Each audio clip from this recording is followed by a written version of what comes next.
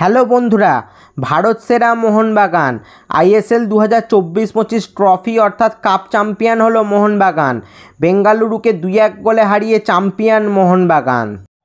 Greg Stewart, Jamie Maclaren, goal goal goal বন্ধুরা, Maclaren Jamie Maclaren, আমাদের গোল 2-1 extra time 95 মিনিটে Jamie Maclaren. Yes, 121 minute full time জয় মোহনবাগান, জিতে গেছে, কাপ জিতল Mohun Bagan. Full time 2024-25 ISL champion Mohun Bagan, 2024-25 ISL champion Mohun Bagan. Jason Cummings এবং ম্যাকলারেনের গোলে চ্যাম্পিয়ন মোহনবাগান। 2-1 গোলে জিতলো মোহনবাগান। 2024-25 ISL champion Mohun Bagan. সল্টলেক স্টেডিয়ামে সবুজ মেরুন পতাকা উঠছে, আজকে সবুজ মেরুন ধ্বজা উঠছে সল্টলেক যুবভারতী স্টেডিয়ামে। ভাষা হারিয়ে ফেলেছে, কি বলবো। জয় মোহনবাগান, সবাই কমেন্টে করুন জয় মোহনবাগান। সল্টলেক যুবভারতী স্টেডিয়াম আজকে সবুজ মেরুন।